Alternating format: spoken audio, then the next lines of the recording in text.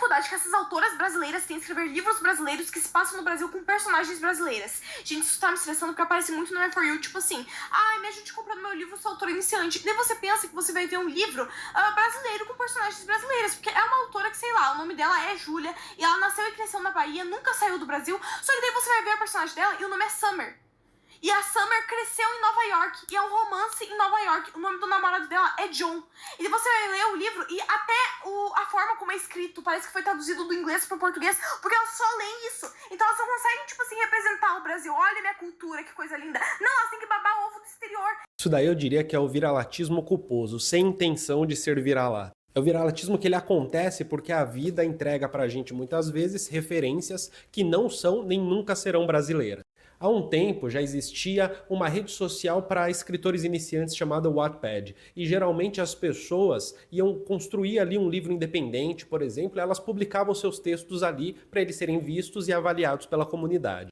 Tem muito livro de gente que começou no Wattpad, recebeu muitas visualizações e a pessoa investiu uma grana numa publicação independente e deu certo. É óbvio que é a minoria, né? É uma rede social, qualquer um publica o que quiser ali e é isso aí. Isso antes, inclusive, da existência de inteligências artificiais. Dessas populares de hoje em dia, sabe? Então era relativamente comum que um escritor iniciante, seja lá qual for o assunto, ficção, não ficção, seja lá o que fosse, escrevesse para o Wattpad e publicasse lá para ver qual é a reação do público, qual é a recepção, ou publicasse para ter o lugar para publicar, para ter ali onde deixar o texto. E desde esse tempo já era muito comum você perceber que tinha muita gente que era o escritor, a escritora iniciante, que provavelmente tinha uma pouca bagagem, provavelmente tinha uma pouca percepção, provavelmente tinha pouca reflexão sobre o que é fazer ali a literatura, provavelmente tinha pouco caminho dentro do circuito literário, provavelmente tinha pouca gente para trocar ideia sobre isso, que ia lá e escrevia um texto, um capítulo, que era basicamente uma versão adaptada de 50 Tons de Cinza. Onde o personagem se chama Summer, onde o namorado dela se chama John, onde se passa em Nova York. E é bizarro porque geralmente quando você escreve sobre uma cidade, você tem que ter a referência, né? Uma cidade da realidade, real, ela existe no mundo real. Então você vai lá, pega a referência e escreve sobre ela. Você vai falar sobre São Paulo, né? Você circula em São Paulo para saber o que é São Paulo e aí poder escrever, tendo como base ao convívio dentro da cidade. Como é que a pessoa que nasceu em Presidente Prudente, nunca saiu da cidade dela, vai falar sobre Nova York? É uma parada que fica meio estranha. Evidentemente, a qualidade desses escritos tendem a ser muito fracas. Nem preciso explicar porquê, né?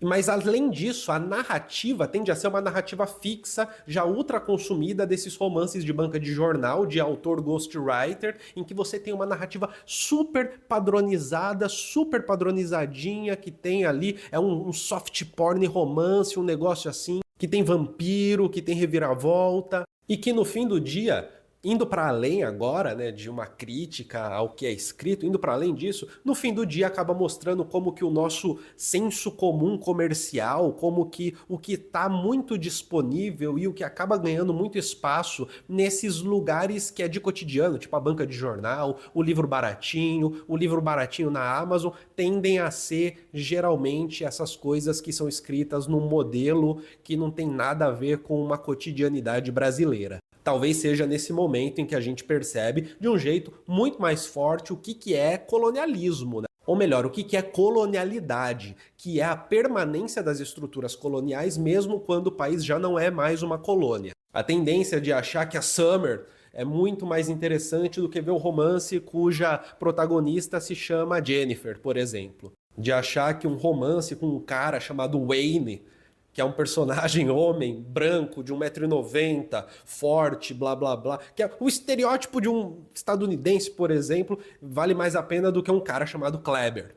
E que, de repente, o cenário de Jundiaí vale menos do que o cenário de Nova York, mesmo que seja uma Nova York imaginada. É nesse momento que fica claro também o entendimento de que a imaginação ela tende a se situar em Nova York, né? Que eu estou usando Nova York como exemplo ilustrativo, mas ela não tende a se situar no local mesmo que a pessoa está vivendo. Então a pessoa vive em Uberaba, mas não consegue colocar a criatividade e a imaginação tendo como base essa realidade concreta de Uberaba. Mas ao mesmo tempo também não consegue criar do zero uma cidade. Porque você tem que ter ali aquela coisa, você tem que ter a referência dos Estados Unidos, a referência de Paris na França, a referência de Roma.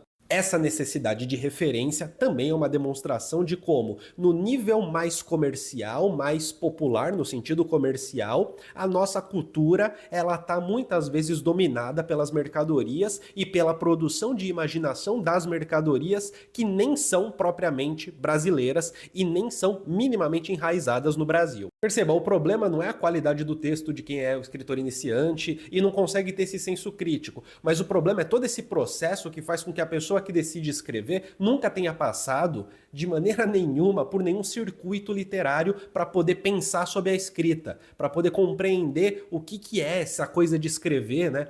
E que às vezes vai tender a achar que escrever é só botar as ideias no papel e publicar.